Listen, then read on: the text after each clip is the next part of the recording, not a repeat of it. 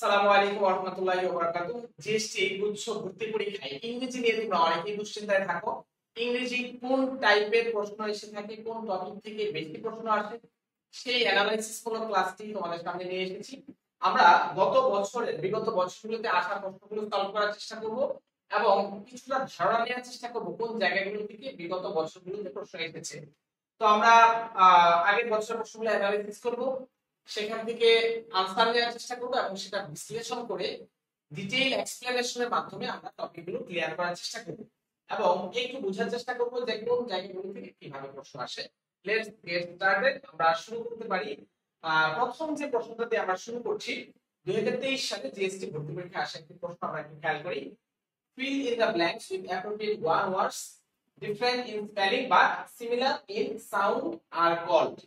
যে আমাদের spelling different but similar in sound, একই রকম শুনতে কিন্তু উচ্চারণ ভিন্ন। এরকম অনেক শব্দ আমরা দেখতে পাই যে একই রকম উচ্চারণ হয় কিন্তু বানান ভিন্ন, বানান ভিন্ন কিন্তু উচ্চারণ একই। এই ধরনের শব্দকে আমরা বলি হোমোফোনস। ফোন মানে হলো উচ্চারণ বা সাউন্ড। এই যে হোমো মানে একই, হোমো আমরা বলি না হোমোজেনাস বা এরকম আমরা কিছু ব্যবহার করি হোমো। একই রকম উচ্চারণ কিন্তু ভিন্ন বানান, এই ধরনের শব্দগুলোকে আমরা বলি হোমোফোনস। আনসার কি হবে? হোমোফোনস। এছাড়াও এখানে আমাদের আরো কিছু শব্দ আছে যেমন সিনোনিম। সিনোনিম বলতে কি বুঝি? একই সমার্থক শব্দ, মানে যেগুলোর অর্থ এক সেগুলোকে আমরা বলি সিনোনিম। এখানে আছে অ্যাক্রোনিম, প্যারোনিম, তার মানে একই সমগোত্রীয় শব্দকে আমরা বলতেছি যে অ্যাক্রোনিম। প্যারোনিম বলতে আদ্যক্ষর বা শুরুর অক্ষরটা যেটা একই সেটাকে আমরা বলছি প্যারোনিম। তো অ্যাক্রোনিম, প্যারোনিম এইগুলোটার আনসার হচ্ছে না, আমার আনসার হচ্ছে হোমোফোন। একই রকম উচ্চারণ কিন্তু ভিন্ন বানান, বানান ভিন্ন, এই ধরনের শব্দকে আমরা বলি হোমোফোনস। তাহলে এইটাকে আমি বলতে পারি ওয়ান ওয়ার্ড সাবস্টিটিউশন। এই টপিকটা আমার এসেছে one word substitution, one word substitution মানে এক কথায় প্রকাশ। বাংলা যেটাকে আমরা বলি এক কথায় প্রকাশ, সেই জায়গাগুলো থেকে আমাদের কিছু কিছু প্রশ্ন এসে থাকে। ওকে, আমরা দ্বিতীয় প্রশ্নে চলে যাই। Select the correct spelling. একটা জিনিস খেয়াল করো, এই যে কারেক্ট স্পেলিং থেকে কিন্তু আমাদের প্রশ্ন আসতেছে। কারেক্ট স্পেলিং বা স্পেলিং থেকে প্রশ্ন আসে। সিজোফ্রেনিয়া বানানটা আমি তোমাদেরকে একটু লিখে দিই, S C H I C. C বানানটা হচ্ছে S C H I C. তারপর হলো জো, সি জো স্বাভাবিকভাবে। তারপরে phrenia, P H E R E N I A, schizophrenia. তারপরে S C H I, S C H I zophrenia, মনে রাখবা S C H I, S C H I, তারপরে জো, তারপরে ফ্রেনিয়া, ফ্রেনিয়া। এইভাবে সংক্ষেপে মনে রাখার চেষ্টা করবা, সি জোফ্রেনিয়া, সি জোফ্রেনিয়া। তাহলে কারেক্ট আনসার বলতে হবে এখানে এইচ নাই, তারপরে এখানে জোফ্রেনিয়া এ দেয়া আছে ভুল, সেই জোফ্রেনিয়া এটা হবে না। কারেক্ট আনসার হচ্ছে সি। কারেক্ট আনসার কি? কারেক্ট আনসার হচ্ছে সি। তারপরে পরের প্রশ্নে চলে যাই।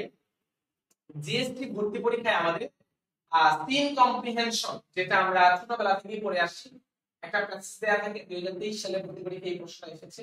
প্যাসেজ দেয়া থাকবে, সেই প্যাসেজ থেকে আমাকে আনসার করতে হবে।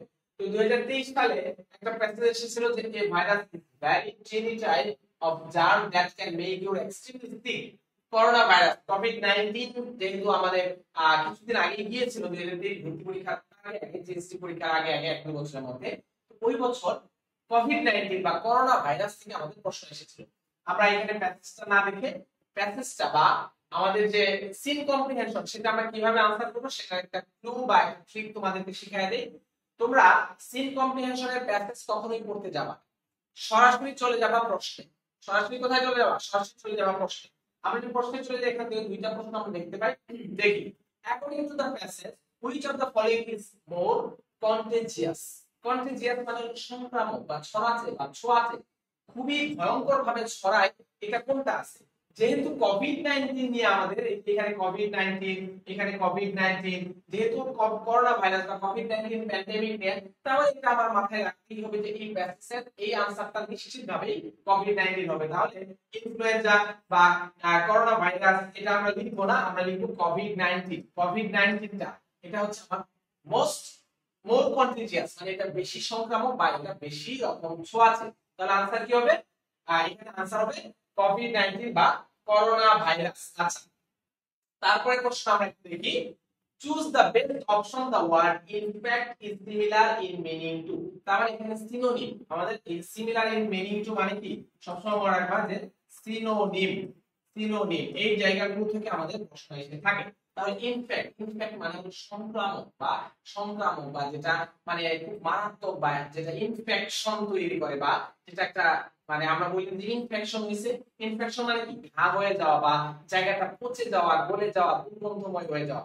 একটা জিনিস এখানে খেয়াল করো, ডিসইনফেক্ট যেটা সংক্রামক নয়, ডিসইনফেক্ট একটা অপশন আছে। তাহলে ইনফেক্ট এটা সিমিলার মানে সিনোনিম হচ্ছে, তার মানে ডিসইনফেক্ট তো কখনোই হবে না, প্রথমেই বাদ।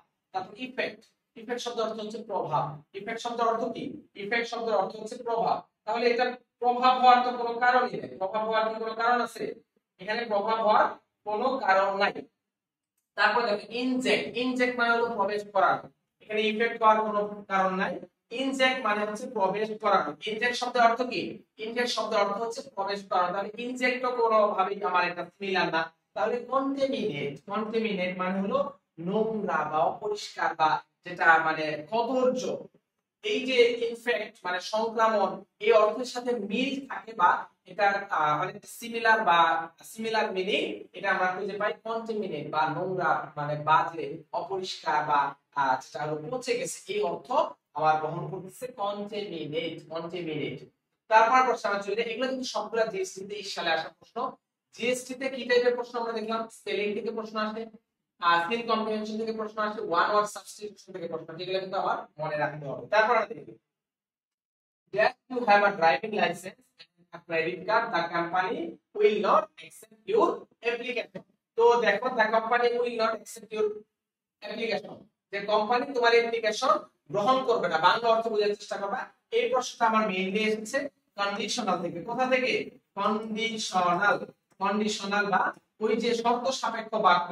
আমরা ইফ এবং আনলেস যে যুক্ত যে শব্দগুলো আছে, ইফ এবং আনলেস শব্দ এবং কোন কোন ক্ষেত্রে হ্যাভ দিয়ে আমরা কন্ডিশনাল সেন্টেন্স গঠন করে থাকি। ইফ আনলেস যুক্ত যে শব্দগুলো আছে সেই শব্দগুলো আমাদের সাধারণত কি হয়? Conditional sentence. তো এখানে অর্থ কি? যদি তোমার ড্রাইভিং লাইসেন্স এবং ক্রেডিট কার্ড না থাকে, এখন একটা কোম্পানি কখন অ্যাপ্লিকেশন অ্যাকসেপ্ট করে না? যদি কারো কোনো একটা রিকোয়ারমেন্ট বা কোনো একটা যোগ্যতা না থাকে। তাহলে আমি যদি বলি because you have a driving licence and a credit card, তোমার আছে এজন্য কি অ্যাকসেপ্ট করবে না? তাহলে এটা অর্থটা মিলতেছে না। আনটিল মানে পর্যন্ত, পর্যন্ত এটা যখন সময় উল্লেখ করে বা সময় রিলেটেড কোনো কিছু বোঝায় তখন আমরা আনটিল ব্যবহার করি। এখানে সময় রিলেটেড কিছু বোঝায় নাই। if you have, if you have তো কখনোই হওয়ার সুযোগ নাই। কারেক্ট আনসার হবে আনলেস। যদি না তোমার ড্রাইভিং লাইসেন্স এবং একটা ক্রেডিট কার্ড থাকে, the company will not accept your application, যদি না থাকে তাহলে তোমার কোম্পানি ওই কোম্পানি তোমার অ্যাপ্লিকেশন অ্যাকসেপ্ট করবে না। তো এই ক্ষেত্রে আমরা if আনলেস বা শর্ত সাপেক্ষ বাক্য বা কন্ডিশনাল সেন্টেন্সের যে আমার একটা কনজাংশন, সেই কনজাংশন দিয়েই আমরা এখানে কি করতে পারি? এই সেন্টেন্সটা বা এই শূন্যস্থানটা পূরণ করতে পারি। তাহলে आंसर হচ্ছে আনলেস। তারপরে প্রশ্ন আমরা দেখি, is a person of no importance, এখানে no importance is a বা an কি ফ্রেজ। দেখো no importance এটা একটা ফ্রেজ। আমরা ফ্রেজ কখন বলি?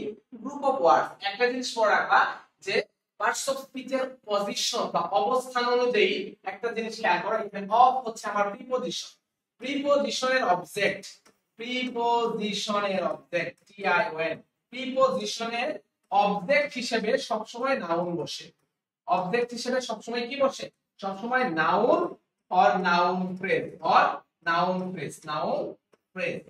সবসময় মনে রাখবা যে প্রিপজিশনের অবজেক্ট হিসেবে, প্রিপজিশন সবসময় অবজেক্ট হিসেবে কাকে নেয়? নাউন অথবা নাউন ফ্রেজ অথবা ইকুইভ্যালেন্ট টু নাউন, নাউনের সমগোত্রীয় কিছু একটাকে। তো যেহেতু এখানে নো ইম্পর্টেন্স, এখানে অফটা হচ্ছে প্রিপজিশন, তাহলে প্রিপজিশনের অবজেক্ট, অবজেক্ট হিসেবে আমাদের কি বসে? প্রিপজিশনের অবজেক্ট হিসেবে আমাদের নাউন ফ্রেজ বসে। তাহলে এটা কি ফ্রেজ? এটা হচ্ছে নাউন ফ্রেজ, নাউন ফ্রেজ। প্রিপজিশনের অবজেক্ট হিসেবে আমাদের নাউন ফ্রেজ বসে। आंसर কি হচ্ছে? Answer noun. ওকে, তারপর প্রশ্নে চলে যাই। Choose the correct forms of verbs to fill in the blanks. এখানে একটা ব্ল্যাঙ্ক দেয়া আছে, এটা ফিল আপ করতে হবে। যে he claimed that he had never seen my uncle but I know that he, এখানে খেয়াল করো যে সে দাবি করেছিল যে he had never seen my uncle, সে কখনো আমার আঙ্কেলকে দেখে নাই। had seen my uncle. তাহলে দেখো but I know that, কিন্তু আমি জানি সে দেখেছিল, কিন্তু আমি জানি সে দেখেছিল। এখানে দেখো এখানে had never seen, had never seen, had plus v3, had plus v3, এটা আমাদের কিসের স্ট্রাকচার? এটা হচ্ছে আমার past perfect structure, past perfect structure. তো past perfect স্ট্রাকচার দিয়ে যখন আমি প্রথম অংশটা একটা সেন্টেন্সের প্রথম ক্লজটা যখন আমি পারফেক্ট প্রেজেন্ট পাস্ট পারফেক্ট দিয়ে আমি পূরণ করলাম, তারপর আমি বলবো but I know that he had, কিন্তু আমি জানি হি হ্যাড সিন। এখানে মূলত কি আছে? He had seen, he had seen. এখানে সিনটা আমার উল্লেখ করার প্রয়োজন নাই, আমি এখানে বলতে পারি but I know that he had, তার মানে পরেও আমার হ্যাডটাকে ব্যবহার করতে হবে। তাহলে কারেক্ট আনসার কি হবে? But he had. Correct answer হবে B. He claimed that he had never seen my uncle, but I know that he had. তারপর আমরা দেখি choose the correct form of verbs to fill in the blanks. The color of his eyes dash blue. The color of his eyes dash blue.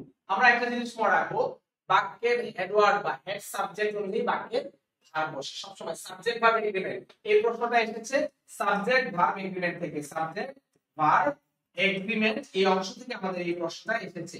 এই অংশে আমরা দেখতে পাই যে কোন একটা সেন্টেন্সের ভার্ব, কোন একটা সেন্টেন্সের ভার্ব ওই বাক্যের সাবজেক্টের উপর ডিপেন্ড করে। সাবজেক্ট সিঙ্গুলার হয়, ভার্ব সিঙ্গুলার, সাবজেক্ট প্লুরাল হলে ভার্ব প্লুরাল। তো আমরা মনে রাখবো যে প্রিপজিশনের পরের অংশ কখনো সাবজেক্ট হিসেবে কাউন্ট হতে পারে না। প্রিপজিশনের পরের অংশ কখনো সাবজেক্ট হিসেবে কাউন্ট হবে না।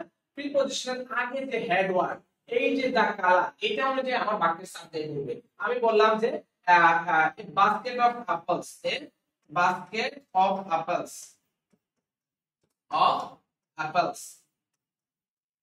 এই যে আমি এ বাস্কেট লিখলাম, একটা বাস্কেট, এরপর প্রিপজিশন, এরপর আমার নাউন, তার মানে এই নাউনের সাথে আমার ভার্বের কোনো সম্পর্ক নাই, তাহলে হবে ইজ। এটা কখনোই আর হবে না, আর হবে না। কি হবে?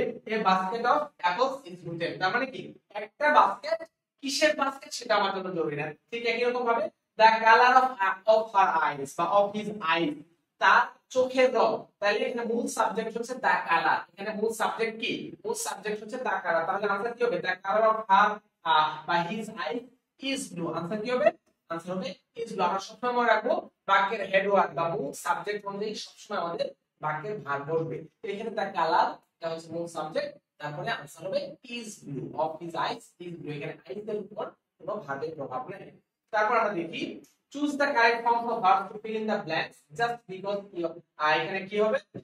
just because you are living in a concrete jungle of a city that means you are in prison।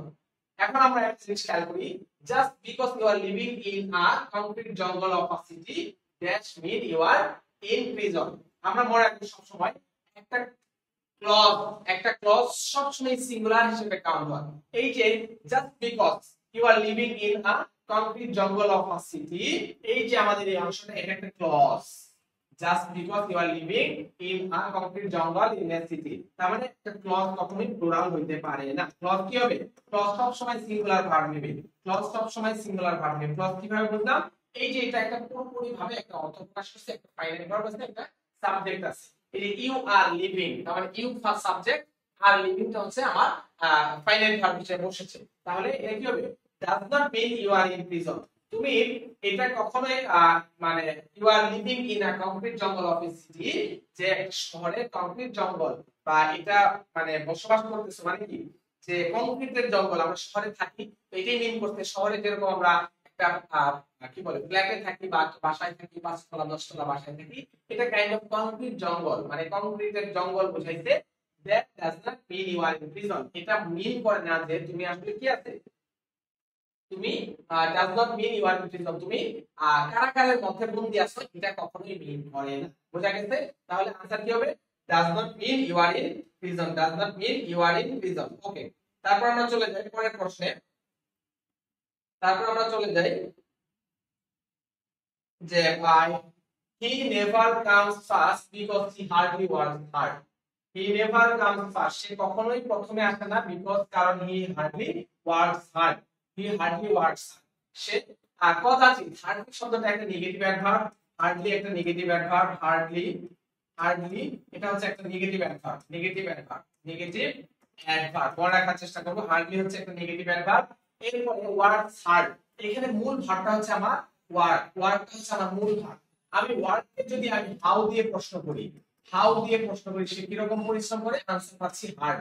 তাহলে যেটা আমার ভার্বের হাউ, হোয়াই, হোয়ার, হোয়েন এই চারটা প্রশ্নের উত্তর দেয়, মানে ভার্বকে যখন আমি হাউ দিয়ে প্রশ্ন করি কোনো উত্তর পাই, তখন সেটাকে আমি বলি কোন পার্টস স্পিচ, সেটাকে আমি বলি অ্যাডভার্ব। সেটা কি হবে, সেটা হচ্ছে আমার অ্যাডভার্ব। তাহলে এখানে ওয়ার্ক হার্ড, সে কেমন পরিশ্রম করে, সে কঠোর পরিশ্রম করে, বা সে কেমন কাজ করে, সে কঠোর কাজ করে। আমি যখন ভার্বকে কোন একটা হোয়াই, হাউ দিয়ে প্রশ্ন করি, আমি যখন ভার্বকে হাউ দিয়ে প্রশ্ন করে উত্তর পেলাম হার্ড, তাহলে आंसर কি হবে, आंसर হবে অ্যাডভার্ব, आंसर হবে অ্যাডভার্ব। ওকে, তারপর প্রশ্নটা চলে যায়, what is the adjective form of the word sea. Sea এর অ্যাডজেক্টিভ ফর্ম কি, তার মানে এই কি আমাদের ট্রান্সফরমেশন, কি বলে পার্টস অফ স্পিচের ট্রান্সফরমেশন, এখান থেকে আমাদের প্রশ্ন আসে। আমরা একটু খেয়াল করি, সি এগুলো হচ্ছে আমাদের ফরেন ট্রান্সফরমেশন বা ফরেন ওয়ার্ড বলে, এগুলোকে আমরা ফরেন অ্যাডজেক্টিভ হিসেবে কাউন্ট করি। সি এর অ্যাডজেক্টিভ হচ্ছে মেরিন, মেরিন মানে সামুদ্রিক। আবার একই রকম ভাবে সল্ট, সল্টের অ্যাডজেক্টিভ হচ্ছে স্যালাইন, স্যালাইন আমরা একটু মনে রাখবো, সল্টের অ্যাডজেক্টিভ হচ্ছে স্যালাইন, সি এর অ্যাডজেক্টিভ হচ্ছে মেরিন। তার মানে what is the adjective form of the word sea? Sea এর অ্যাডজেক্টিভ ফর্ম কি, সি এর অ্যাডজেক্টিভ ফর্ম হচ্ছে মেরিন, আর স্যালাইন হচ্ছে সল্ট এর অ্যাডজেক্টিভ ফর্ম সল্ট। আর সিজন, সিজনের অ্যাডজেক্টিভ ফর্ম হচ্ছে সিজনাল। নেভাল, নেভাল, নেভাল কি হবে, navy, navy, navy, Naval.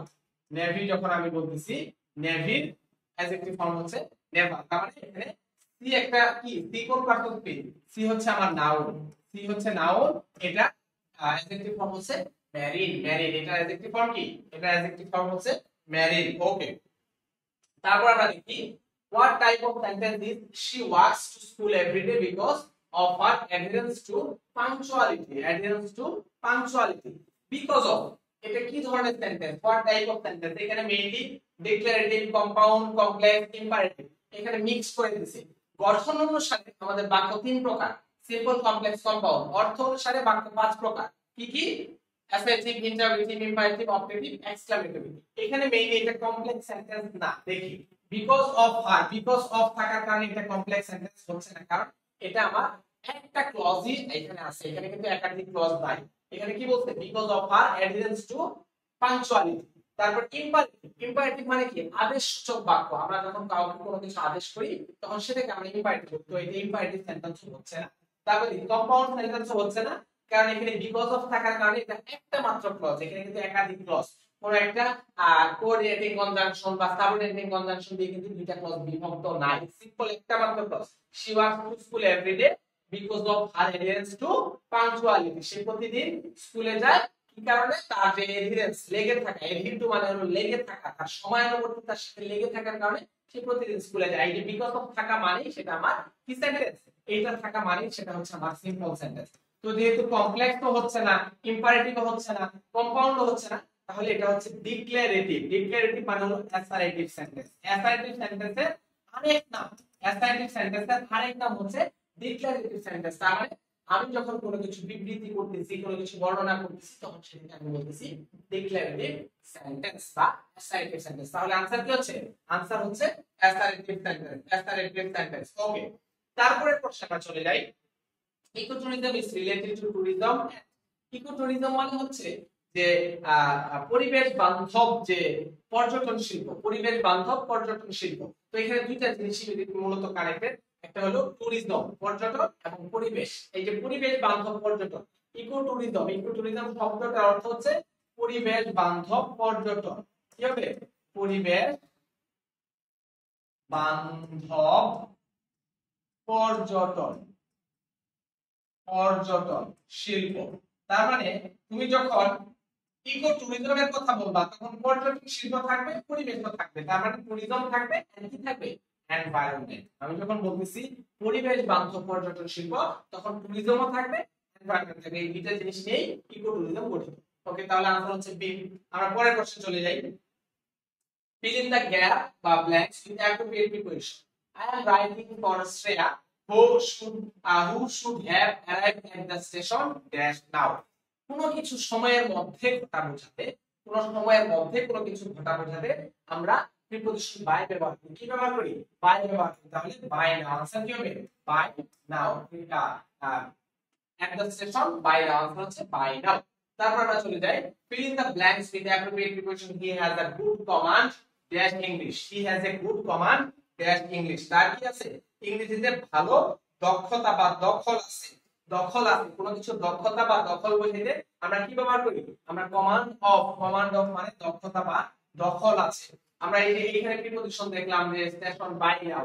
By নাও সময়ের মধ্যে বুঝাইতে আমরা বাই ব্যবহার করি, দক্ষতা বুঝাইতে কমান্ডের সাথে আমরা অফ ব্যবহার করি। তাহলে এখানে आंसर কি হচ্ছে? কমান্ড বা of English, command of English. তারপর আমরা পরের প্রশ্নে চলে যাই যে fill in the blanks with the appropriate preposition। as a peacemaker he always had that word। head of মানে হলো বিরত থাকা। head of মানে হলো বিরত থাকা। head of অর্থ হলো বিরত থাকা বা abstain from। বিরত থাকা বা abstain from কি হবে? abstain from একই অর্থ, বিরত থাকা। তাহলে आंसर কি হবে? heads of wall সে সব সময় ঝগড়া বিবাদ বা এই ধরনের কর্মকাণ্ড থেকে সে কি থাকে? সে বিরত থাকে। তাহলে आंसर কি হবে? তার आंसर হবে heads of বিরত থাকা। তারপরে প্রশ্নে আমরা চলে যাই appropriate preposition। again appropriate preposition 2023 অনেকগুলো appropriate preposition থেকে প্রশ্ন আসে। she slave आंसर কি হবে? she slave এর সাথে হচ্ছে away। slave মানে কঠোর পরিশ্রম করা। slave away আমরা মনে রাখবো slave away এটা অর্থ হচ্ছে কঠোর পরিশ্রম করা। কি হবে? কঠোর পরিশ্রম করা। কঠোর পরিশ্রম করা। তাহলে slave away অর্থ কি? কঠোর পরিশ্রম করা। আপনাকে মনে রাখবো কঠোর পরিশ্রম করা। তাহলে she slaves away in the kitchen every day। সে প্রতিদিন রান্নাঘরে কঠোর পরিশ্রম করতে থাকে। সে প্রতিদিন রান্নাঘরে কঠোর পরিশ্রম করতে থাকে। তারপর আমরা দেখি life is a broken winged bird that cannot fly। জীবন হচ্ছে একটা ডানা ভাঙা পাখির মতো যেটা উড়তে পারে না। these lines show the use of an।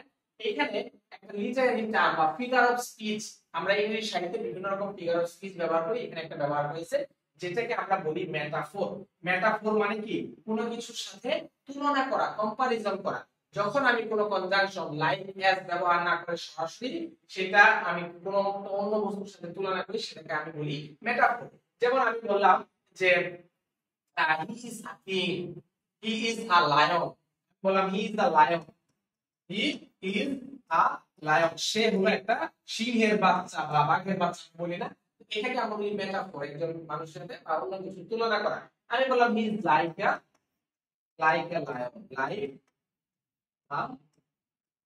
সে একটা সিংহের মতো, তখন সেটাকে আমরা বলবো সিমিলি। এটা থেকে আমাদের কিন্তু প্রশ্ন আসে, একটা হলো সিমিলি, একটা হলো মেটাফোর। মেটাফোর কোনটা? যখন আমি কোনো কিছু তুলনা করি কিন্তু লাইক অ্যাজ বা কোনো কনজাংশন ব্যবহার না করি, সেক্ষেত্রে আমরা সেটাকে বলবো মেটাফোর। আর যখনই আমি কোনো কিছু তুলনা করব লাইক অ্যাজ ব্যবহার করে, তখন সেটাকে আমি বলবো সিমিলি। সেটাকে কি বলবো? সিমিলি। এরপরে প্রশ্ন আমরা দেখি যে possible synonym of 45। Possible synonym of 45। 45 synonym কি? 45 মানে করা হচ্ছে স্ট্রেংথেন বা স্ট্রেংথেন, কোনো কিছুকে শক্তিশালী করা, কোনো কিছুকে পাওয়ারফুল করে তোলা। তার মানে আমার এখানে ডিফেন্ড, কোনো কিছুকে রক্ষা করা, শক্তিশালী করা বা প্রতিবন্ধকতা বা কোনো কিছুকে বাধাগ্রস্ত করা, এই ক্ষেত্রে আমরা 45 শব্দটা ব্যবহার করি। শক্তিশালী করা, বাধা দেওয়া বা কোনো কিছুকে। তাহলে এটা সিনোনিম কি হবে? এটা সিনোনিম হবে ডিফেন্ড। ডিফেন্ড অর্থ হলো কোনো কিছুকে শক্তিশালী করা বা বাধা দেওয়া বা এরকম ডিফেন্ড করা। আচ্ছা, তারপরে প্রশ্ন আমরা দেখি একটু। I have been impressed। আমি ইমপ্রেসড হয়েছিলাম that the dedication of the instructor। আমি কোনো কিছু দ্বারা যখন ইমপ্রেসড হচ্ছি, তার মানে impressed by the dedication of instructor। Impressed by কোনো কিছু দ্বারা ইমপ্রেসড হওয়া বা মুগ্ধ হওয়া, সেক্ষেত্রে আমরা কি ব্যবহার করব? Impressed by the dedication of the instructor। এই যে তোমাদের জন্য দাঁড়িয়ে দাঁড়িয়ে লম্বা সময় ধরে ক্লাস রেকর্ড করতেছি, এটা ওয়ান কাইন্ড অফ ডেডিকেশন। এটা বলতে পারো যে you are impressed by my dedication, বলা যেতে পারে। তো যাই মজা করলাম, এটা স্টেজ লেভেলে তোমরা কষ্ট করে ক্লাস দেখতেছো বা ভালো কিছু পাওয়ার চেষ্টা করতেছো, এটা তোমাদের আগ্রহটাই বরং বেশি অ্যাপ্রিশিয়েট করবে। তোমাদের আগ্রহটাকে আমি বেশি প্রাধান্য দিই, মূল্যায়ন করি। তারপরে আমি একটু জেনে রাখলাম যে impress by the dedication of instructor, instructor বা যিনি পড়াচ্ছেন তার ডেডিকেশন দেখে তারা ইমপ্রেস। তারপরে আমরা পরের প্রশ্নে চলে যাই। আচ্ছা, তারপরে প্রশ্ন আমরা দেখি। পরের প্রশ্নটা হচ্ছে খুব সহজ প্রশ্ন। If you have studied properly, conditional থেকে বারবার দেখতেছি, কন্ডিশনাল থেকে প্রশ্ন আসতেছে, কন্ডিশনাল, কন্ডিশনাল থেকে আমাদের প্রশ্ন আসতেছে। দেখো, হ্যাভ স্টাডিড, হ্যাভ স্টাডিড মানে কি? হ্যাভ স্টাডিড আমরা সোজা কথায় পাস্ট পারফেক্ট, পাস্ট পারফেক্ট মানেই সেটা থার্ড কন্ডিশন। কি কন্ডিশন? পাস্ট পারফেক্ট মানেই থার্ড কন্ডিশন। যদি থার্ড কন্ডিশন থাকে তাহলে অপর পাশে একটা পজিটিভ থার্ড কন্ডিশন থাকে, তাহলে would could might plus plus বিথি কি হবে? Would could might, would could might, might plus have plus বি3, would could might plus have plus বি3। তাহলে কি হবে? If you had studied properly, তুমি যদি যথাযথভাবে পড়াশোনা করতা, you would have passed the test, you would have. এটা দেখো, উড পাস এটা কোন কন্ডিশন? এটা সেকেন্ড কন্ডিশন। হ্যাড পাস এটা হবেই না, কারণ হ্যাড স্টাডিড হ্যাড পাস এটা হওয়ার কোনো সুযোগই নাই। পাস এটাও হবে না, পাস ইনডিফিনিট হবে না, হবে কি? Would have pass. তাহলে आंसर হবে 4, উড হ্যাভ পাস। তারপরে প্রশ্নটা চলে যায়, দা বয় ক্লাইম্ব, দা বয় ক্লাইম্ব, ছেলেটা কি করছে? যে ক্লাইম্ব মানে আরোহণ করছে। ক্লাইম্ব মানে হলো উঠা বা আরোহণ করা। ক্লাইম্ব ড্যাশ দা ফেন্স, কোনো কিছুর উপর দিয়ে। ফেন্স মানে হচ্ছে বেড়া, বা আমরা ওই যে বেড়া দেই না, বা এখন একটা ঘেরাও করি বেড়া, এটার উপর দিয়ে। ক্লাইম্ব ওভার, আমরা যখন কোনো কিছুর উপর দিয়ে যাওয়া বোঝাই, over the wall, over the something, মানে ওভার সামথিং মানে কি? কোনো কিছুর উপর দিয়ে। এই যে বেড়ার উপর দিয়ে, বেড়া ফেন্স মানে হচ্ছে বেড়া, আমরা বাঁশের বেড়া দেই বা কাঠের বেড়া দেই বা প্লাস্টিকের বেড়া দেই, এর উপর অর্থে আমরা ওভার ব্যবহার করি। কোনো কিছু উপর দিয়ে যাওয়ার আমরা একদম এক্সপ্রেশন ওভার ব্যবহার করি। That means the boy climb over the fence, the boy climb over the fence, ছেলেটা ওই বেড়ার উপর দিয়ে লাফ দিল। আমরা এরপরে প্রশ্ন দেখি, তার আনসার হচ্ছে over. Dreams are not meaningless, dreams are not meaningless, that during dreams brain produce new ideas. এখানে বলতে ড্রিমস আর নট মিনিংলেস, আমরা যে স্বপ্নগুলো দেখি এগুলা অর্থহীন না বা অনর্থক না। অনর্থক না মানে এটা বলছে, তার মানে এটা কিছু একটা অর্থ আছে। বরং বলতেছে during dreams brain produces new ideas, এটা অনর্থক না, বরং বা পরিবর্তে ডিউরিং ড্রিমস স্বপ্ন দেখার সময় brain produces new ideas, brain উৎপন্ন করে নতুন নতুন ধারণা বা নতুন নতুন আইডিয়া। তো এখানে দেখি সো দ্যাট, সো দ্যাট মানে কি? সো দ্যাট মানে এই স্টেটমেন্টের সাথে যখন আমি একমত, আমি বলতেছি যে এটা মিনিংলেস না, পরিবর্তে বা এমন কি বা instead during dreams brain produces new ideas, তাহলে এখানে সাজেস্ট হবে না, আদারওয়াইজ মানে অন্যথায় এটা হবে না, आंसर হবে instead, পরিবর্তে। বা এই যে এটা মিনিংলেস না, পরিবর্তে কি? instead during dreams brain produces new ideas, মানে স্বপ্ন দেখার সময় ব্রেন নতুন নতুন ধারণা বা আইডিয়া উদ্ভব ঘটায়, আইডিয়া উদ্ভব ঘটায়। ওকে, তারপর আমরা দেখি I don't know why you are angry dash your friend, angry কোন বিষয়ের প্রতি বিরক্ত হওয়া বা রাগান্বিত হওয়া, angry at। আর কোন ব্যক্তির প্রতি, কোন মানুষের প্রতি বিরক্ত হওয়া, angry with। আমরা যেহেতু your friend ব্যক্তি না বস্তু, অবশ্যই ব্যক্তি, তার মানে angry with your friend, answer কি হবে? angry with your friend। কোন মানুষের সাথে, কোন ব্যক্তির সাথে রাগান্বিত হওয়া হতে আমরা angry with ব্যবহার করি। তারপরে প্রশ্ন আমরা চলে যাই। এখানে প্রশ্নটা কি আছে? The Paralympic is a competition for the Paralympic. তোমরা দেখে থাকবা যে অলিম্পিকের পাশাপাশি একটা আয়োজন হয় প্যারা অলিম্পিক। যারা হাঁটতে পারে না, চোখে দেখে না, ইভেন চোখে দেখে না, তারাও কিন্তু প্যারা অলিম্পিকে অংশগ্রহণ করে। বলের মধ্যে যারা অন্ধ যারা আছে তারাও ক্রিকেট খেলে। তো তাদের কিছু ইভেন্ট আছে, বা দেখবা যে ক্র্যাপস বা হাতে যে হাতের নিচে যাদের পা নাই বা যারা একটু পক্ষাঘাতগ্রস্ত, তাদের জন্য কিছু ইভেন্ট আয়োজন করা হয়, এটাকে আমরা বলি প্যারা অলিম্পিক। তো প্যারা অলিম্পিকটা মূলত আয়োজন করা হয় যারা ডিসেবল বা যারা ফিজিক্যালি যারা ডিসেবল বা যারা প্রতিবন্ধী, মেইনলি তাদের জন্য প্যারা অলিম্পিকটা আয়োজন করা হয়। তাহলে এখানে আমরা आंसर কি? ডিসএডভান্টেজ মানে যারা মানে অনগ্রসর, আসলে অনগ্রসর না, যারা আসলে লিজাইলে যারা প্রতিবন্ধী বা যারা ডিসেবল। তাহলে এখানে आंसर কি হবে? आंसर হবে ডিসেবল। ডেপ্রাইভ মানে বঞ্চিত, এটা হবে না। ডিসএডভান্টেজ, ডিসকারেজ মানে হলো যাদেরকে নিরুৎসাহিত করা হয়, এই কোনটাই आंसर হবে প্যারা অলিম্পিক। মূলত আমাদের যারা ডিসেবল, যাদের প্রতিবন্ধিতা আছে, তাদের জন্য যে আয়োজনটা সেটাকে আমরা বলি প্যারা অলিম্পিক। তারপরে প্রশ্ন আমরা দেখি আই উইশ ড্যাশ এ বার। এই যে আই উইশ, ফ্যান্সি, তো এইগুলা আমাদের মিন করা হলো আনরিয়াল কন্ডিশন। কি unreal condition? Unreal condition, unreal condition মানে কি অবাস্তব শব্দ। এখন আমি যদি পাখি হতাম এটা কি সম্ভব? এরকম যদি আমাদের কোনো থাকে বা আই ফ্যান্সি এরকম থাকলে আমাদের ভার্বটা সবসময় পাস্ট টেন্স হবে। ভার্ব কি হয়? ভার্ব সবসময় পাস্ট, ভার্ব সবসময় হবে পাস্ট, বি ভার্ব সবসময় ওয়্যার হবে, বি ভার্ব সবসময় ওয়্যার হবে। তাহলে आंसर কি হবে? I wish I were a bird. আমরা মনে রাখবো বি ভার্ব সবসময় ওয়্যার হবে। আমার সাবজেক্ট যদি আই হয়, আই এর সাথে ওয়্যার হবে, বি হইলে হি এর সাথে ওয়্যার হবে, ইউ এর সাথে ওয়্যার হবে, দে এর সাথে। তাহলে আমার সাবজেক্ট যাই হোক বি ভার্ব সবসময় ওয়্যার হবে। তাহলে आंसर কি হবে? I wish I were a bird. I wish I were bird. Okay, তারপর দেখি 90 miles that a long distance. Subject verb agreement থেকে প্রশ্ন আসছে। সাবজেক্ট ভার্ব এগ্রিমেন্টের প্রশ্ন খুবই ইম্পর্টেন্ট। 90 মাইলস আমরা একটা জিনিস মনে রাখবো, যখন time, distance, money, weight, length,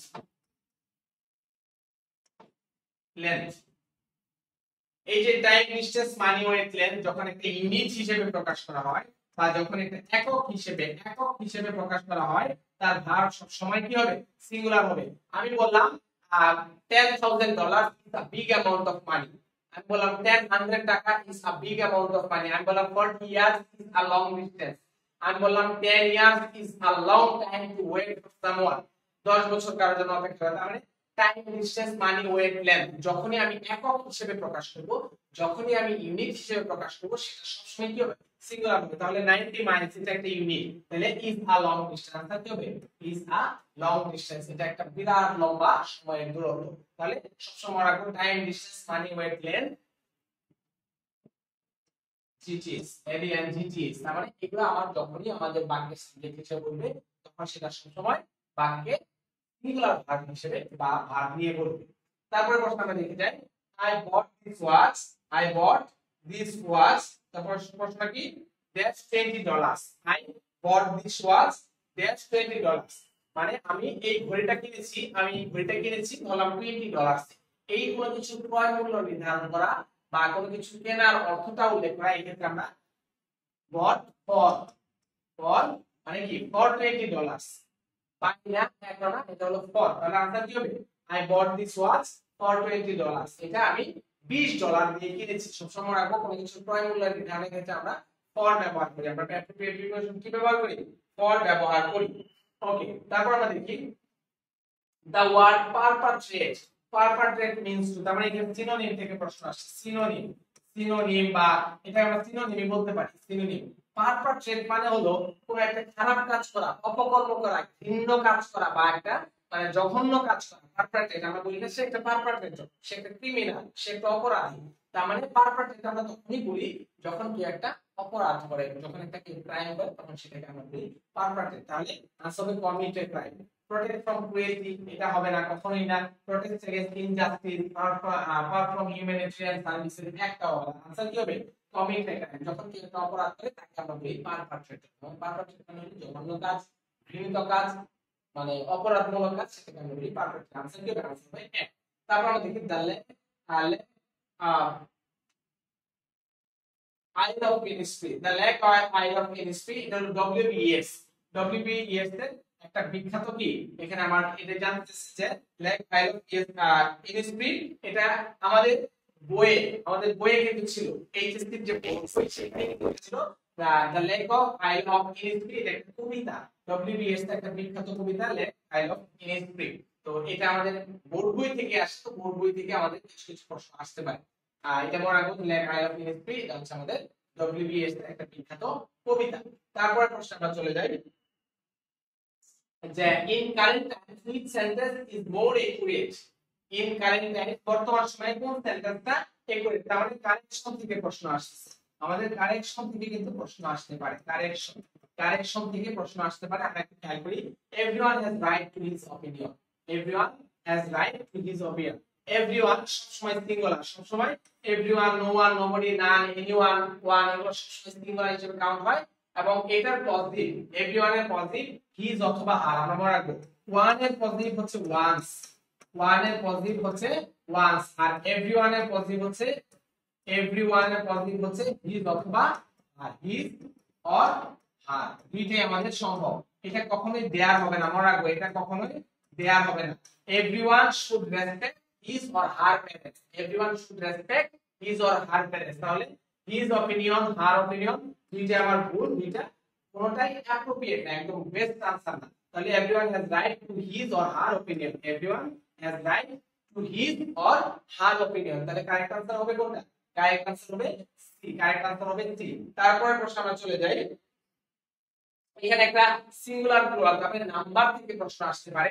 number থেকে কি প্রশ্ন আসে? নাম্বারে আমাদের যে ফরেন ওয়ার্ডগুলো আছে, তার মানে আমাদের যে জেনারেল যে ওয়ার্ডগুলো থেকে আমরা আনসার করি, এর বাইরে যে ফরেন ওয়ার্ডগুলো আছে, যেমন আমাদের কিছু ওয়ার্ড আছে, আমাদের ওয়েল থাকলে সেটাকে আমি প্লুরাল করতে পারি এ দিয়া। যেমন আমি বললাম ক্রাইটেরিয়ন, ক্রাইটেরিয়া, মিডিয়া। তারপর এই যে এই প্রশ্নগুলো, এগুলো আমরা কিন্তু এইভাবে আনসার করতে পারি। আমরা এই যে মিডিয়া, তারপরে এই যে প্রশ্নগুলো ফেনোমেনন, ফেনোমেনা, এই আনসারগুলো আমরা করতে পারি, এই আনসারগুলো আমরা করতে পারি। তাহলে ফেনোমেনন, ফেনোমেনন, ফেনোমেনন একটা ল্যাটিন প্লুরাল। তো ফেনোমেননের ও এর পরিবর্তে আমরা এ ব্যবহার করে সেটাকে প্লুরাল করতে পারি। তাহলে আনসার কি হবে? Phenomena, phenomena. তাহলে what is the plural form of phenomenon? ফেনোমেননের প্লুরাল ফর্ম হচ্ছে ফেনোমেনা, ফেনোমেন। এটা আমরা একটু খেয়াল রাখবো, এই ধরনের নাম্বার থেকে আমাদের প্রশ্ন আসতে পারে। ওকে, আচ্ছা এখানে আমরা দেখি which sentence is incorrect, which sentence is incorrect। চারটা সেন্টেন্সে আমরা দেখব এখানে কি বলা হয়েছে। Nasima had her nails done, I had my horse carry the luggage, I made him say sorry, I made him say sorry। আচ্ছা এখানে আরেকটা অপশন ছিল, এই অপশনটা সম্ভবত এখানে উঠানো হয় না, অপশনটা আমি একটু বলে দেই যে লেটস, এখানে ছিল লেটস গেট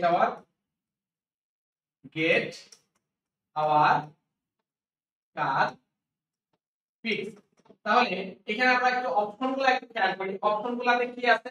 এখানে বলতে যে কোন সেন্টেন্সটা ইনকারেক্ট, কোন সেন্টেন্সটা ইনকারেক্ট, আমার কাছে চাইছে কোন সেন্টেন্সটা ইনকারেক্ট। আমরা একটু খেয়াল করি, Nasima had her name, had, এই ভার্বগুলো সবগুলো হচ্ছে আমার পজিটিভ ভার্ব, সবগুলো হচ্ছে কি verb? Positive verb. Positive verb কোনগুলা?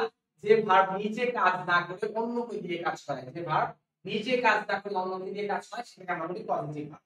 এখানে হ্যাড হার নেমস ডান, এই যে হ্যাড, তারপরে এখানে বস্তুবাচক অবজেক্ট, মানে এটা কি বস্তু। আমি এক কথায় যদি বলি বস্তুবাচক অবজেক্ট বলছে, তারপরে এরপরে আমার ভিত্তি বসছে, এটা ঠিক আছে, এটা মানে সেন্টেন্স ঠিক আছে। আমার ভুল সেন্টেন্সটা খুঁজে বের করতে হবে। তারপর দেখি I had my horse, had আছে, তারপরে হর্স আছে, এটা কিন্তু ব্যক্তি না। হর্স মানে কি action doer or action receiver, যে কাজটা করে সে অ্যাকশন ডুয়ার, অ্যাকশন রিসিভার। তার মানে হেড এর পরে আমি action receiver, had my horse carry the luggage. এখানে আমাদের যেহেতু বস্তু আছে, এখানে আর নেই বস্তু, এখানে মাই হর্স মানে কি এটা ব্যক্তি, মানে এটা অ্যাকশন ডুয়ার, তাহলে ক্যারি, এটা ভি1, এটাও আমার সেন্টেন্স ঠিক আছে। তারপর দেখি I made him say sorry, এই যে মেড আছে, তারপরে হিম ব্যক্তিবাচক অবজেক্ট এবং সেটা হচ্ছে ভি1, তাহলে এটাও আমার কারেক্ট। তাহলে ভুল সেন্টেন্স হলো আমার let's get our car fixed. তাহলে আনসার হবে let's get our car fixed, fixed, let's get our car fixed. তাহলে এটা হচ্ছে আমার কারেক্ট আনসার। অপশনে এটাই ভুল ছিল, প্রশ্নে এটাই ভুল ছিল। আমি প্রশ্নটা দেখে এটা কনফার্ম করলাম যে এই অপশনটাতে আমাদের ভুল ছিল। তাহলে আনসার হবে 4, আনসার হবে 4। এরপরে প্রশ্ন আমরা চলে যাই। এরপরে প্রশ্ন আমরা একটু কি খেয়াল করি, choose the appropriate pair of words that matches the relationship between obstinate and stubborn। obstinate stubborn এটা হচ্ছে সিনোনিমাস ওয়ার্ড। এই obstinate বা stubborn এটা হচ্ছে একগুঁয়ে বা ঘাউড়া প্রকৃতির কিছু আছে না, যে ঘাউড়া মানে কি প্রচন্ড একগুঁয়ে কথার মধ্যে একদম।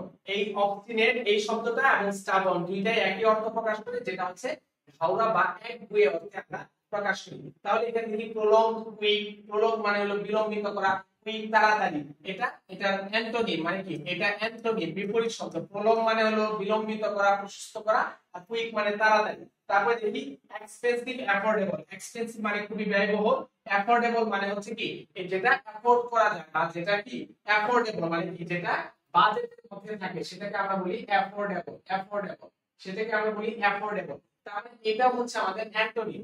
এক্সপেন্সিভ অ্যাফোর্ডেবল এটা হচ্ছে আমার অ্যান্টোনিম। এখানে সিনোনিম আছে কি কাইন্ড আর হার্শ। কাইন্ড মানে দয়ালু, হার্শ মানে কর্কশ, তার মানে এটা আমার অ্যান্টোনিম। সিনোনিমাস পেয়ার তাহলে ব্রিলিয়ান্ট ট্যালেন্টেড, তাহলে आंसर কি হবে ব্রিলিয়ান্ট ট্যালেন্টেড, এটাই হচ্ছে আমার आंसर। তারপরে প্রশ্ন আমরা দেখি which sentence can not be made passive. নিচের কোন সেন্টেন্সটা প্যাসিভ করা যায় না? দেখো এখানে the news surprised me, এখানে অবজেক্ট আমি বাক্যে সাজিয়ে বললাম I was surprised at the news, surprise at, তার মানে এটা কারেক্ট, এটা হচ্ছে না, এটা প্যাসিভ করা যায়। তারপরে কি handle the box with care, আর the box let the box be handle care with, তার মানে এটাও আমার প্যাসিভ করা যায়, এটাও आंसर হচ্ছে না। she gifted me a book was gifted me by her, a book was gifted me by her, তাহলে এটাও आंसर হচ্ছে না। এখন হচ্ছে a tree stood here, এখানে একটা গাছ দাঁড়ানো আছে, সে নিজেই দাঁড়ানো আছে, এটাকে প্যাসিভ করার কোনো সুযোগ নেই, তার মানে কি প্যাসিভ নাই হচ্ছে এই সেন্টেন্সটা। এ ট্রি স্টুড হিয়ার, একটা গাছ সেখানে দাঁড়ানো আছে, তার মানে বাকি তিনটা প্যাসিভ করা গেলেও আমি এই তিন নাম্বারটা প্যাসিভ করতে পারতেছি না, তার মানে ভয়েস থেকে আমাদের প্রশ্ন আসতে পারে। ভয়েস থেকে কি প্রশ্ন আসতে পারে, খুবই ইম্পর্টেন্ট। আমরা প্রশ্নগুলো দেখে সলভ করে নিজেরা ধারণা নেওয়ার চেষ্টা করব কোন জায়গাগুলো থেকে প্রশ্ন আসার সম্ভাবনা আছে। তারপরে প্রশ্ন আমরা একটু দেখি, একটু খেয়াল করি যে he may call on mayor tomorrow, he may call on the mayor tomorrow।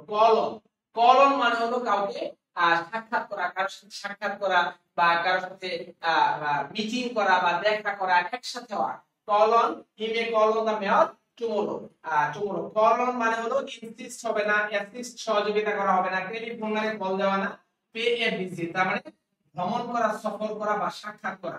Colon মানে হলো সাক্ষাৎ করা, কলন মানে হচ্ছে কি সাক্ষাৎ করা। দ্যাট মিন্স কলন মানে হচ্ছে পে আ ভিজিট, ওকে। তারপর আমরা দেখি what is the right synonym of hallucinate? hallucinate এর right synonym কি বা hallucinate এর সঠিক synonym কি? hallucination মানে হলো মতিভ্রম হওয়া বা কোনো কিছুর মধ্যে একটা বিভ্রম হওয়া, তাহলে হ্যালুসিনেট শব্দটা স্লিপ ওয়াক, ঘুমের মধ্যে হাঁটা, এটা কখনোই হবে না।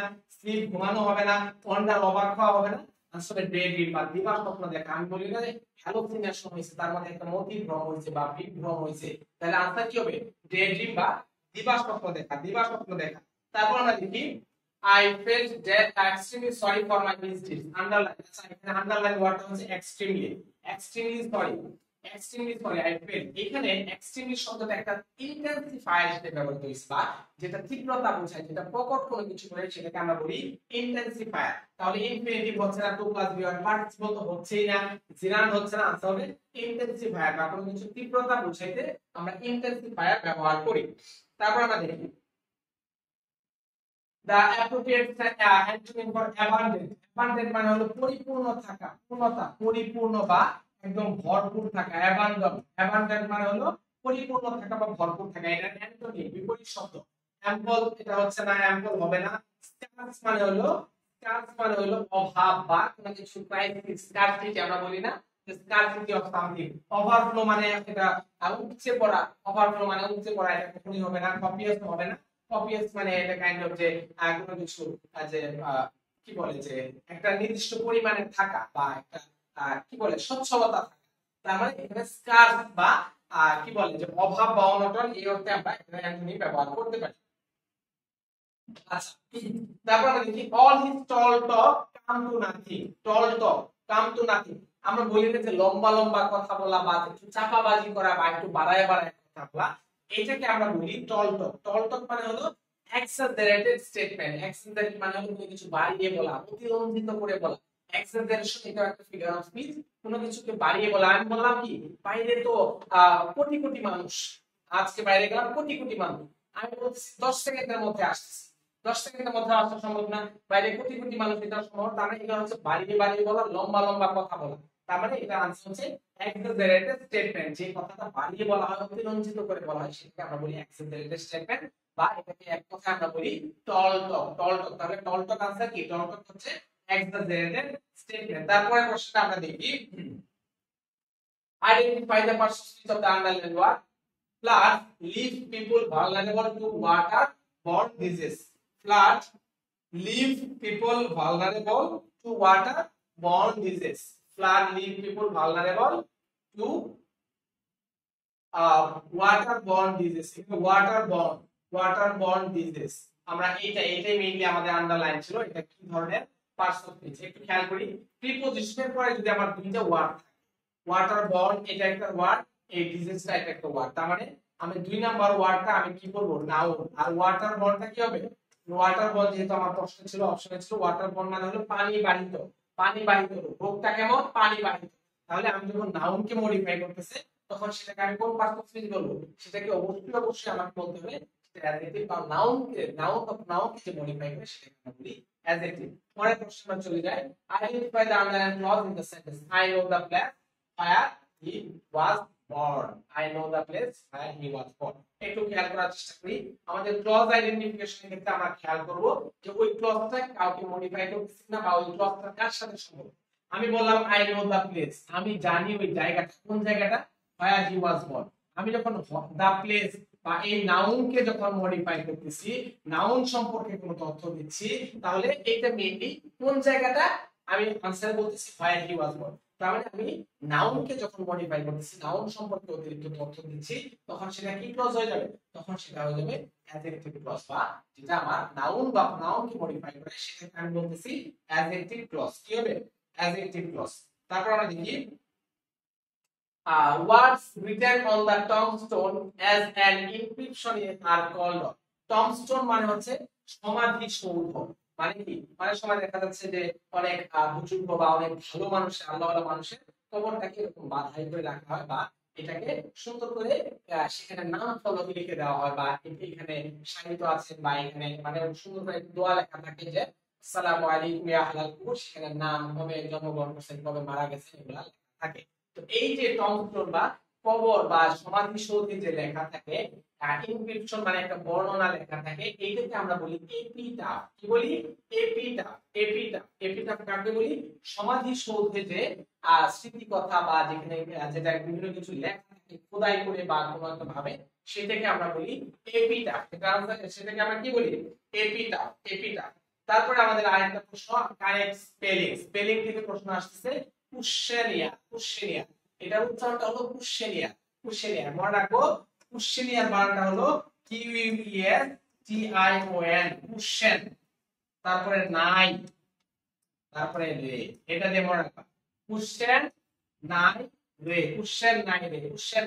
তাহলে আমরা দেখি কুশ্চেন নিয়া হয় নাই, কুশ্চেন নাই রে। আনসার কোনটা হবে? কুশ্চেন নাই রে। সবসময় মনে রাখবা কুশ্চেনিয়া। বিলিয়ন নাই রে, কুশ্চেন নাই রে। মিলিয়নিয়ার সবগুলো একই বানান, কুশ্চেন নাই রে, মিলিয়ন নাই রে, বিলিয়ন নাই রে। এটা হবে আনসার। তারপর দেখি, we went out dash the cold water, cold weather. কি হবে তাহলে? উই ওয়েন্ট আউট, আমরা বাইরে গিয়েছিলাম ঠান্ডা আবহাওয়া সত্ত্বেও। তাহলে হাউএভার অলদো ডিসাইড একটা হচ্ছে না, ডেসপাইট দা কোল্ড ওয়েদার। তার মানে কি? আমরা বাইরে গিয়েছিলাম যদিও বাইরে ঠান্ডা পরিবেশ ছিল, যদিও কি ছিল? বাইরে ঠান্ডা পরিবেশ ছিল। তারপর আমরা দেখি আরেকটা preposition, it is dangerous to walk. এটা খুবই মারাত্মক, ওয়াক ড্যাশ দা হাইওয়ে। মানে কি? হাইওয়ে উপর দিয়ে হাঁটা এটা খুবই মারাত্মক। হাইওয়ে উপর দিয়ে হাঁটা এটা খুবই মারাত্মক। তাহলে আনসার কি হবে? It is dangerous to walk over the highway. মানে হাইওয়ের উপর দিয়ে হাঁটা মানে কি? এটা খুবই রিস্কি। আমরা খুবই সাবধানে থাকার চেষ্টা করব যে হাইওয়ের উপর দিয়ে হাঁটা খুবই বিপজ্জনক। আচ্ছা, ওকে। তারপর দেখো, what is the meaning of the idiom under the weather? Under the weather, এখানে আন্ডার দ্য ওয়েদার মানে কি? আবহাওয়ার নিচে। এটা আসলে বোঝায় খারাপ পরিস্থিতি বা কোনো কিছু ভালো না থাকা। বা কোনো কিছু গুড কন্ডিশনে না থাকে এটা আমরা বলি under the weather. Wet all over পুরোপুরি ভিজে গেছে এটা কখনোই হবে না, এটা আনওয়ের। আনসার কি হবে? আনওয়ের। বাকিগুলো তো আমরা expose to severe weather condition এরকম না, আন্ডার এ ওয়েদার ওয়ার্নিং। দেখো বাকিগুলো কিন্তু বোঝাই যায় যে ভালো না থাকা অর্থে আমরা আনওয়ের বা আন্ডার দ্য ওয়েদার এই ফ্রেজটা ব্যবহার করি, এই ফ্রেজটা ব্যবহার করি। ওকে, I saw the ferry dash down the river, dash down the river। এখানে দেখি saw একটা ভার্ব, সি এর পরে যদি ভার্ব আসে, সি এর পরে যদি অন্য কোনো ভার্ব আসে তখন ভার্বের সাথে আইএনজি বসে, ভার্বের সাথে কি বসবে? আইএনজি বসে। তার মানে কি I saw the ferry floating down the river, I saw the ferry floating down the river। Answer হবে floating down মানে কি আমি ফেরিটাকে দেখছিলাম, ফ্লোট মানে হলো মানে floating down the river মানে ফ্লোট একদম মানে ডুবে যাওয়া বা এরকম অর্থে যে আমি নদীতে ডুবে যেতে দেখেছিলাম।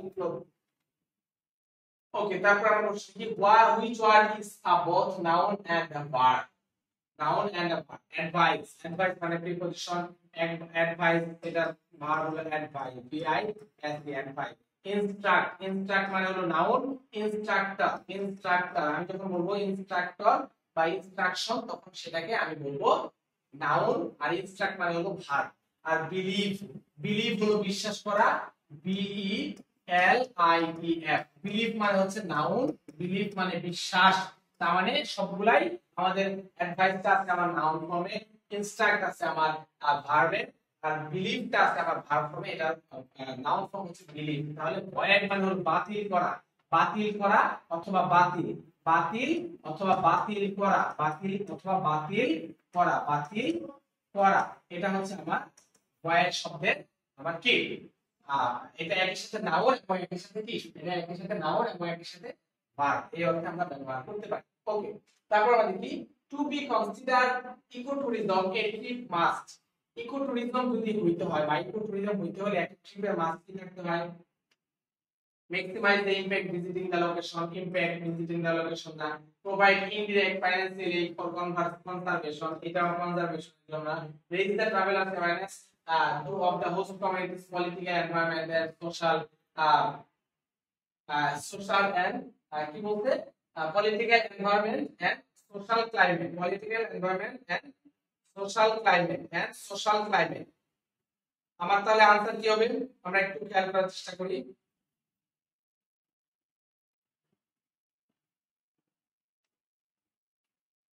এখানে আমাদের মেইনলি চারটা অপশনের মধ্যে আমাদের একটু খেয়াল করার চেষ্টা করি। এখানে আমাদের চারটা অপশনের মধ্যে maximise the impact visiting the location এটা হচ্ছে না, provide indirect financial aid for conversion এটা হচ্ছে না, raise the travellers awareness of the host communities political environment and social climate. তাহলে आंसर হচ্ছে সি।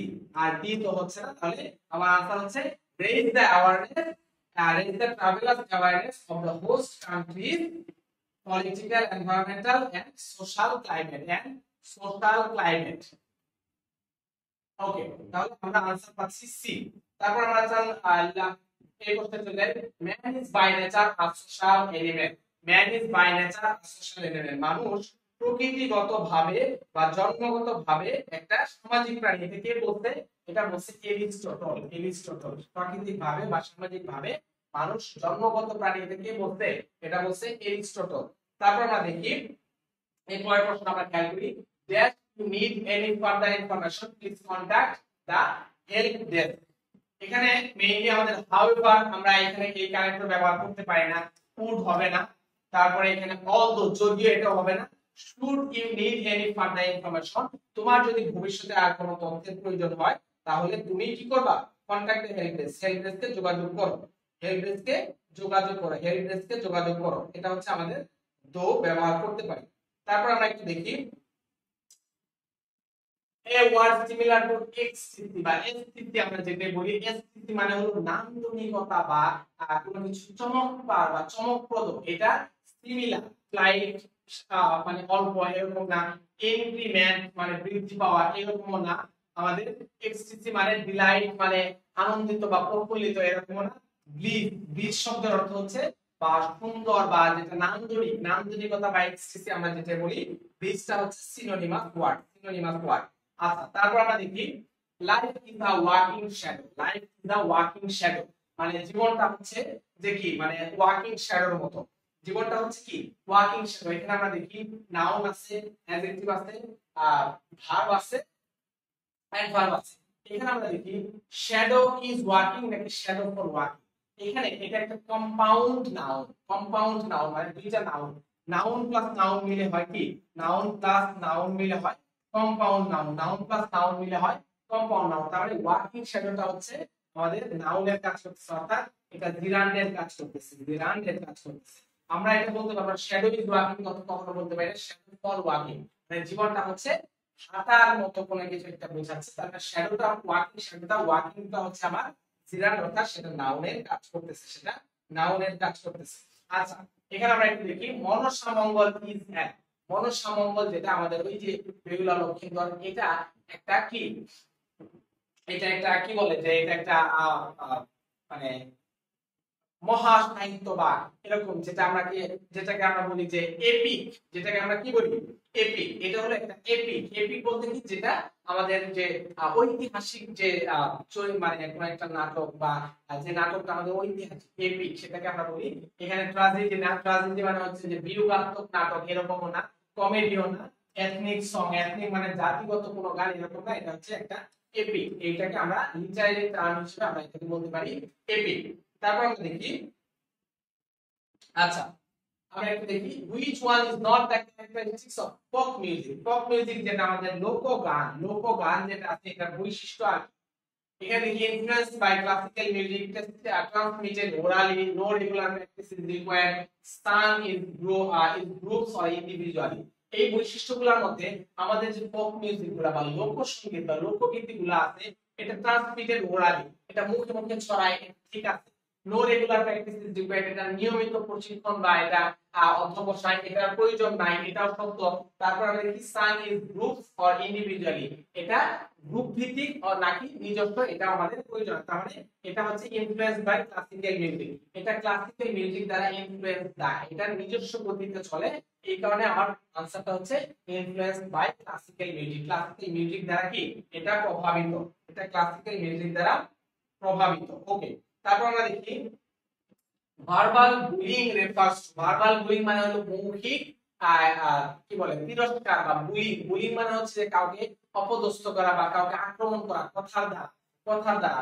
ভার্বাল বুলিং মানে হলো কথার দ্বারা কাউকে আক্রমণ করা, তার মানে এটা হচ্ছে টিজিং, টিজিং। ভার্বাল বুলিং মানে হচ্ছে টিজিং, কাউকে কথার দ্বারা আক্রমণ করা, বা এটাকে আমরা বলতে পারি যে মানে কি বলা যায় যে ইফ টিজিং আমরা বলি না যে এটা ভার্বাল বুলিং, কোন একটা কথার দ্বারা যদি আমি আক্রমণ করি সেটাকে আমরা বলি ভার্বাল বুলিং, বা এটা আমি এক কথায় বলতে পারি টিজিং, কাউকে টিজ করা বা কাউকে খোঁচা দেওয়া, খোঁটা দেওয়া, আক্রমণ করা মুখের দ্বারা, সেটাকে আমরা বলি ভার্বাল বুলিং। তারপর আমরা দেখি as he had covid-19 he dash, as he had covid-19 he dash। এখানে আমরা দেখি তার যেহেতু কোভিড-19 আছে, এটা 2021 সালে তখন করোনা চলতেছে, করোনার সময়কালে আমাদের এই প্রশ্নটা এসেছিল as he had covid-19, যেহেতু তার কোভিড-19 বা এটা তার করোনা ভাইরাস, কোভিড-19 এর সময় তার যেহেতু করোনা ভাইরাস আছে, he has to be মানে কি তাকে আইসোলেটেড বা এটাকে বিচ্ছিন্ন থাকতে হবে। তাহলে কি he had to be isolated, তাহলে কি হবে he had to be isolated from other members of his family, তার পরিবারের অন্য সদস্যের কাছ থেকে তাকে আইসোলেটেড থাকতে হবে, আইসোলেটেড থাকতে হবে। তারপরে প্রশ্নটা দেখি a remedy for all disease is known as, a remedy for all disease সকল রোগের মহাঔষধ বা সকল কিছুকে যে সুস্থতা দান করে বা সকল কিছুর মহাঔষধ, সেটাকে আমরা বলি প্যানাসিয়া। প্যানাসিয়া, প্যানাসিয়া শব্দটার অর্থ হলো সকল রোগের মহাঔষধ, বা a remedy for all disease is known as মানে সকল রোগের মুক্তি বা মহাঔষধ হচ্ছে এইটার একটা ওয়ান ওয়ার্ড সাবস্টিটিউশন হচ্ছে প্যানাসিয়া, এটার ওয়ান ওয়ার্ড সাবস্টিটিউশন হচ্ছে প্যানাসিয়া। ওকে তারপর আমরা দেখি the meaning of prodigious. Prodigious শব্দের অর্থ কি? Great in leadership, a person is in great pain, exceptionally active, remarkably great in mental or physical ability। প্রোডিজিয়াস মানে হলো খুব বিশেষভাবে যে মেন্টালি এবং ফিজিক্যালি যে মানে মহৎ। প্রোডিজিয়াস মানে হলো যে মেন্টালি এবং ফিজিক্যালি মহৎ, তাকে কি বলি? তাকে আমরা প্রোডিজিয়াস বলি, প্রোডিজিয়াস বলি। That means remarkably great in mental or physical ability, এটার অর্থ হচ্ছে প্রোডিজিয়াস, বা যে মেন্টালি শারীরিকভাবে এবং মানসিকভাবে যে সে একজন মহৎ, তাকে আমরা বলি প্রডিজিয়াস। তারপরে দেখি, তারপরে আনসারটা আমরা একটু দেখি। Find out the sentence that maintains subject and verb agreement. Subject, verb and agreement. The jury was not from the same town. The jury, যখন তারা একমত বোঝাবে না, একসাথে বোঝাবে না, তখন আর was হবে না, এটা কি হবে? where হবে। আনসার কি হবে? where। তাহলে এটা ভুল। তারপরে কি, he talks as if he was a king। he talks as if, as though, I wish যদি থাকে, তাহলে সেক্ষেত্রে আমার ভার্বটা was হবে না, বি ভার্ব সবসময় কি হবে? বি ভার্ব সবসময় where হবে। বি ভার্ব সবসময় where হবে। তাহলে এটাও আমার আনসার ভুল। I had my room clean। I had my room, had এর পরে আমার my room আছে, I had my room clean হবে। I had my room clean। তাহলে আমাদের ডিটা হচ্ছে না। আনসার কি হবে? ডিটা হচ্ছে না। তার মানে আমার বাকি সবগুলা আনসার এখানে ভুল। ডিটা হচ্ছে ব্ল্যাঙ্ক বা ভুল আনসার, এটা আমি কারেক্ট আনসার হিসেবে নিতে পারছি না। ওকে, আমরা এই যে এতগুলো প্রশ্ন এখানে সলভ করলাম, একের পর এক প্রশ্ন এখানে আমরা দেখলাম যে কোনটা কি হবে, কি ব্যাখ্যা। আমাদের জিএসটি তে ঠিক এই জায়গাগুলো থেকে প্রশ্ন আসবে। আমার subject verb agreement, parts of speech, tense, তারপরে ভয়েস, ন্যারেশন থেকে আমরা যদিও পাই নাই, সিনোনিম, অ্যান্টোনিম, স্পেলিং, তারপরে হলো রাইট প্রভাব। এই জায়গাগুলো আমাদেরকে ভালোভাবে আয়ত্ত করতে হবে। আর যারা জিএসটি পরীক্ষা দিতে যাচ্ছ, তারা এই টপিকগুলো শেষ পর্যন্ত দেখে যাও এবং গ্রামারের যে মূল অংশগুলো মেমোরাইজিং এবং গ্রামার পার্ট দুইটা ভালো করে দেখে গেলে ইনশাআল্লাহ জিএসটি পরীক্ষা খুবই ভালো হবে। আর যে কোনো গাইডলাইন নিয়ে তোমাদের সাথে আবারও নতুন কোনো ভিডিওতে দেখা হবে। সেই পর্যন্ত সবাই ভালো থাকো, সুস্থ থাকো, নিরাপদে থাকো ইনশাআল্লাহ। ফি আমানিল্লাহ। সবার জন্য অনেক অনেক দোয়া এবং শুভকামনা। আল্লাহ হাফেজ। আসসালামু আলাইকুম ওয়া রাহমাতুল্লাহি ওয়া বারাকাতুহু।